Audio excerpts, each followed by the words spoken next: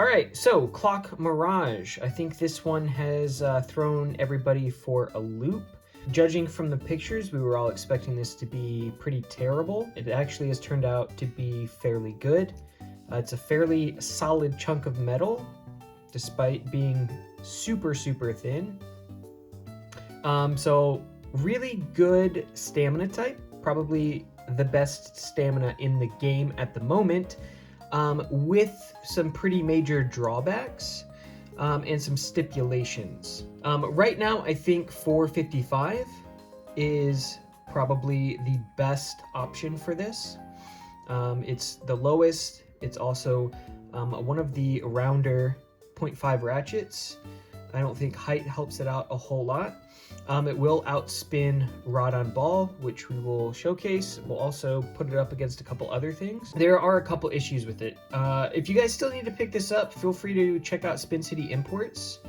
You guys can grab these. They still have them in stock. Code Nazuma will get you a discount. I'll have a link in the description as well as the pinned comment. First things first, this will outspin Rod. Although I don't think that's as big of a deal as it would have been a couple of months ago. So let's go ahead and throw it up against Rod. This is on 360 ball using the Noozle link.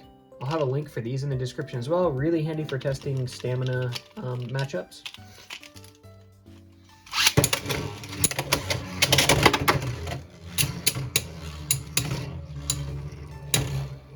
Now, I think Clock Mirage will be used a lot in Japan. I don't think it's going to be used as much in the West. And the reason I say that is because Japan runs 1v1 for all of their preliminaries. So whatever has the best stamina is probably going to give you the best odds of getting a point in those prelim rounds. And it's pretty safe. So I don't feel like a lot of people run attack in those preliminary rounds. So we'll probably see this a lot from Japan. I don't think we're going to see it as much from the West, just because we don't do 1v1s. It's pretty rare that we do 1v1 prelims. And a lot of people have been moving away from Rod on Ball to begin with because of how risky it is in a super attack heavy meta, which with Shark Scale right now, it definitely is. A lot of people have moved from Rod on Ball to Rod on Hexa, which is substantially safer, but arguably a little worse for stamina compared to Rod on Ball. Now, I don't think that Clock Mirage won't see any play, but I don't think it being able to outspin Rod is as big of a deal as it is, especially considering sort of like the baked-in issues with Clock.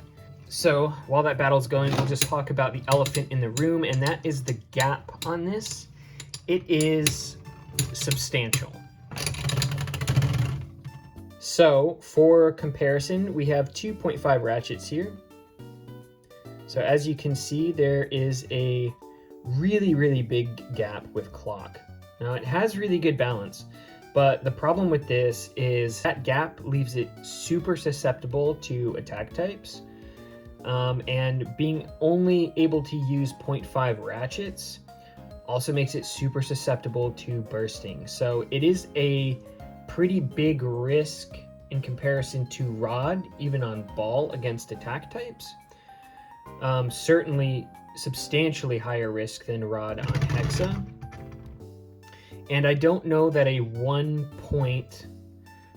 risk for 1 point is worth maining this.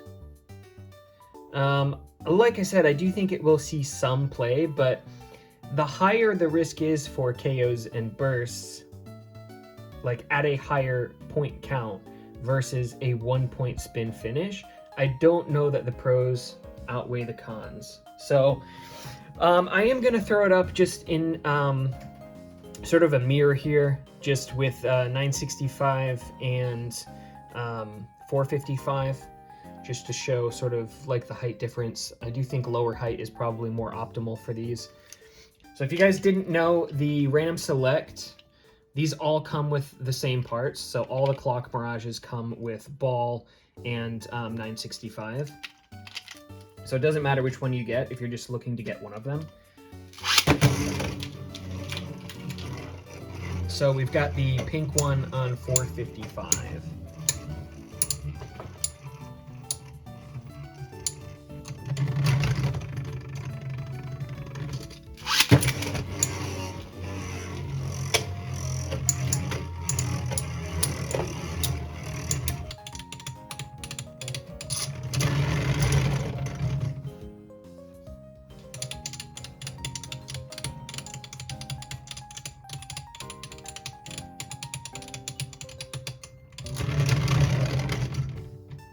Really quick, I just want to talk about potential height options for clock. So 965 is actually going to spin longer than 455, but because of the extra height, you're adding additional risk. So 965 will outspin 455 on clock.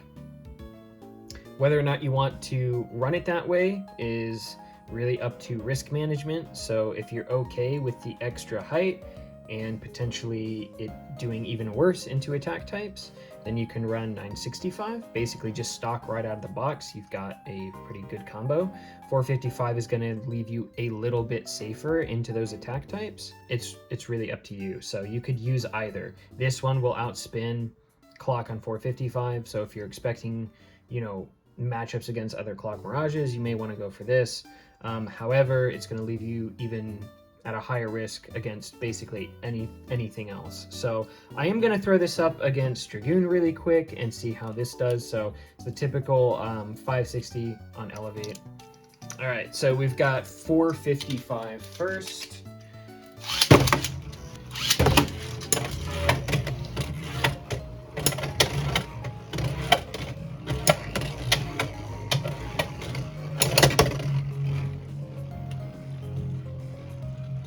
So can Dragoon consistently equalize off of clock? Or will clock end up equalizing off Dragoon?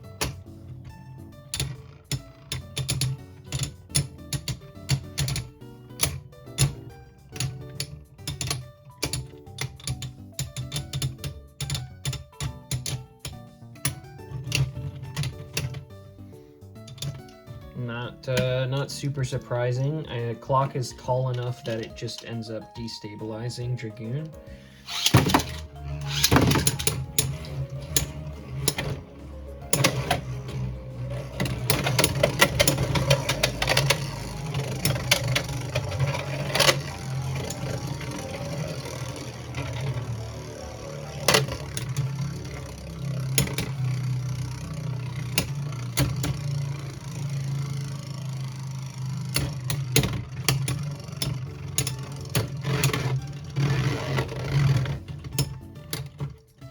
Clock ended up getting destabilized there. That is one issue, is that if clock gets destabilized, if it's not able to recover, it's probably going to scrape out.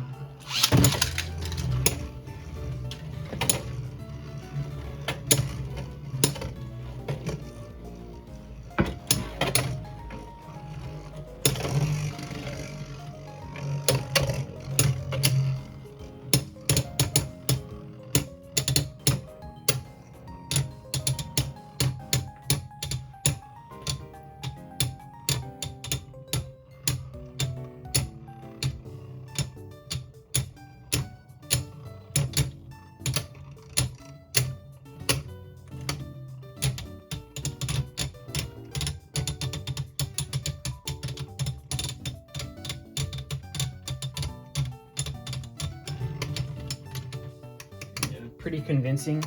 I think, honestly, I think we're at a point where Dragoon is probably gonna start seeing less play. I feel like it has already, but let's go ahead and try it against 965 and see how it does against Dragoon. I think as long as it doesn't destabilize, I think it's largely gonna be effectively the same outcome.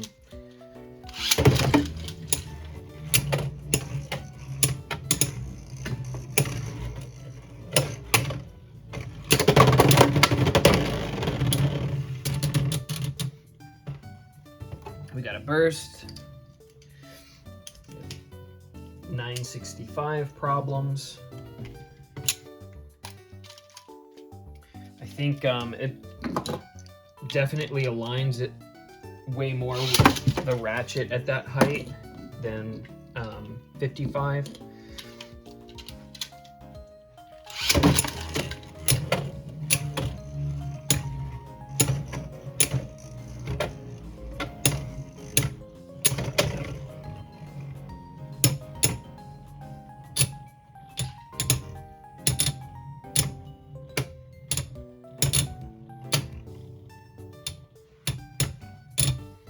I think Takara Tomy was really smart about the design for this one. I know some people were annoyed that they were locked to the 0.5 ratchets, but I think if they hadn't, I think it would be a little too broken.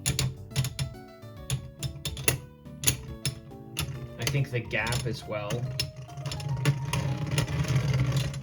also was pretty smart. I think that would have gone to clock. Let's do one more. I'm thinking 55 is still going to be better for this matchup than 65.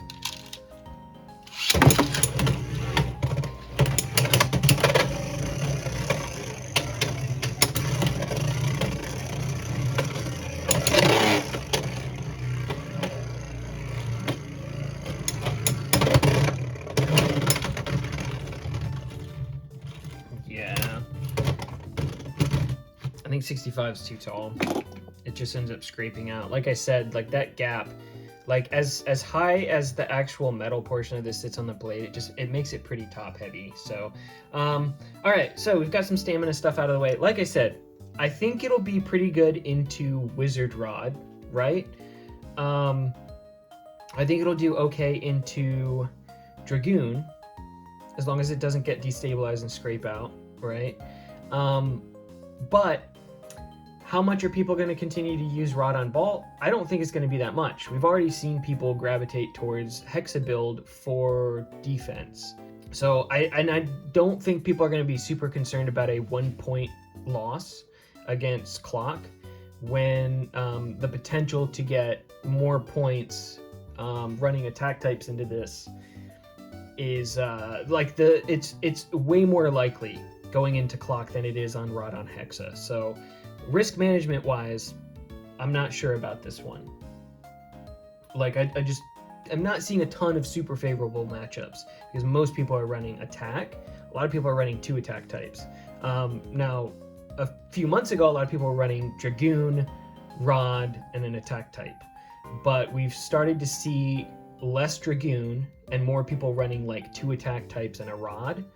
You could run this, but I don't know. I think it's pretty risky going into attack. So let's go ahead and throw it up against Shark. We've got this on 160 Rush, and we'll throw it up against Tallboy first.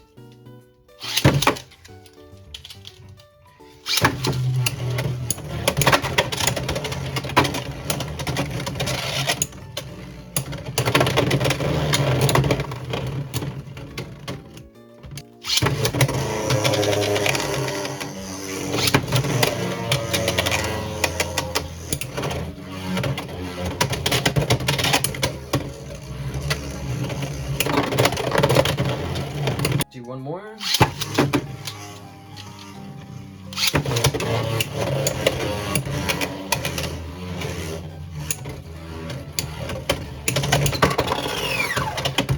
I will say the blade is really big. It's really wide, so you know, if we had actually, I was about to say if we had like a 165 or a 155, maybe that'd be pretty good. But I think it would self-burst. I think it would just burst in the pocket. So yeah, I don't think that would be that good actually. All right, now let's try it against 455.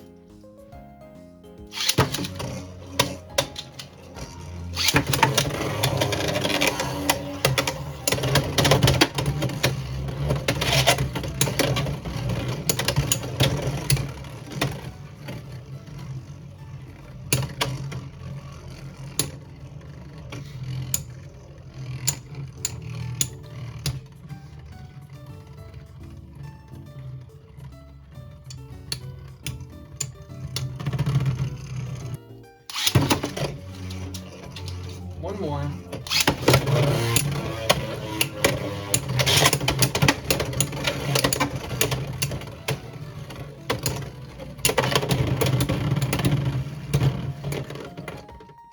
There we go. So it's not safe. Certainly not safe from bursts. I think in a competitive setting, you'd probably be launching a lot harder, but it is safer than 965. All right, and then we've got Phoenix, old tried and true Phoenix on 360 Rush.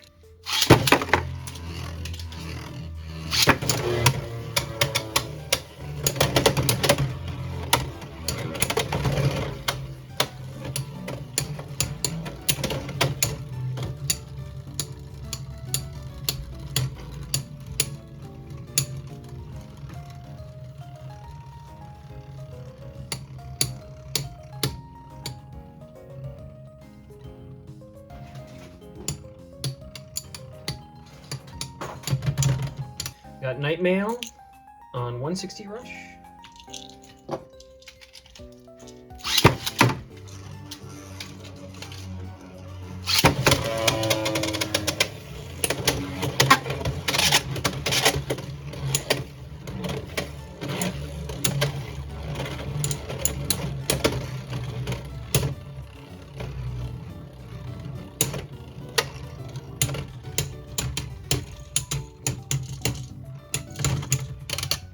All right, and Hover Wyvern 160 Rush.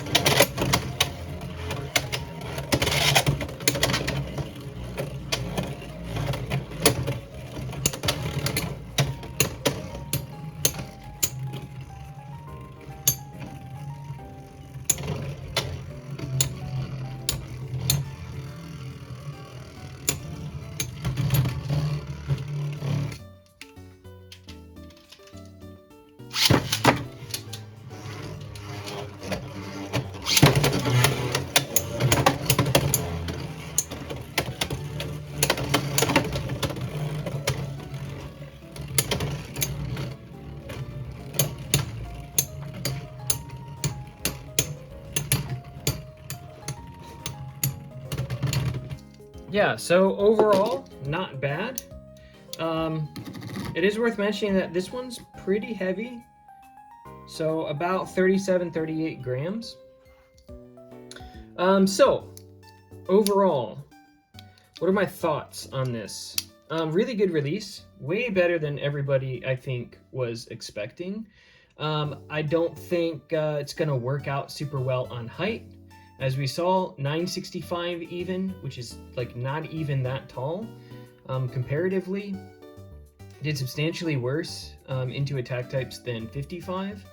I think going even higher than that would make it even worse, just because you're bumping up that ratchet height. It's just going to make it easier for stuff to hit the ratchet. So I think 455 is going to be probably the best option for this. I think leaving it on ball is fine. I think if you were to do like orb or free ball, it would just destabilize easier. Things like Hexa are basically a moot point, just because these 0.5 ratchets don't offer any additional burst resistance for using higher burst resistance bits because of the way that they're designed. So no point in running Hexa. I think ball is probably the best option as of right now. Right out of the box, it's pretty good. If you have a 455 ratchet, I would throw that on it instead. So in terms of like meta options, deck options, this is a tough one. Like I said, when we're in a really attack heavy meta with things like Shark, this is scary to use. You know, like I said, people are already moving away from Rod on Ball because of the risk. A lot of people are running 160 Hexa just because it's a lot safer than like 360 Ball. You will lose a stamina match against it, but if it's Rod like a Rod Ball mirror, it's pretty likely that Rod on Ball is going to take it over Rod on Hexa. But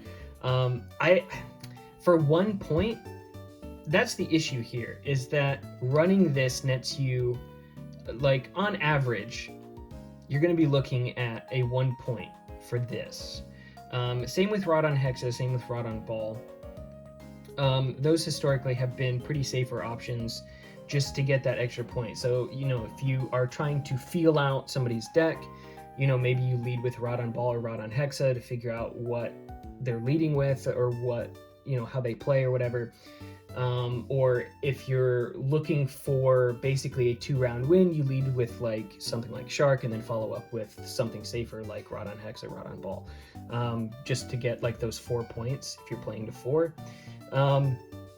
This, if it was a few months ago, I would say that this would be a really big deal. But we're seeing a lot of decks that have moved out of attack, you know, an attack build Rod and Dragoon, or you know, attack Rod Wolf, into attack and then 1 stamina type or defense type. So this could fill that spot, but is this going to be a safer option than Rod on Hexa into attack types? Probably not. It's not guaranteed to burst, okay? We already saw that in the video, so it can survive against attack type. It's, you know, you're not going to sneeze on it and it's going to burst on 55. However, it is still a much higher burst risk than Rod is, both from the bit and from the ratchet. So I don't know. I'm interested to know what you guys think. I'm very interested to sort of keep an eye on winning decks and what people are running. I do expect we'll see a lot of this for the next couple months while people are sort of figuring out combos and testing things out. So I do think we'll probably see a lot of this, but I don't know that it's a safer option. It may be worth running. I don't know if I would. I'm a pretty safe player, but I'm interested to know what you guys think. I know a lot of people play a lot riskier than I do. I do think it's really cool. It's a lot better than I was expecting. And with future 0.5 ratchets, it could be even better, right? If we got like a 0.55 or something, I think that would be pretty good. I think 455 is already pretty decent. But lower, rounder would be nice. I don't know if we'll get anything lower than 55 for these 0.5 ratchets, but overall it is a good Beyblade for sure. This is a great counter to Dragoon. It's a great counter to Rod. So for that, it's going to be pretty decent. It'll do well into Wolf as well. So basically all of the stamina options, this is going to do pretty well. It's just not going to do as good into attack. Like I said, Takara did a really good job designing this.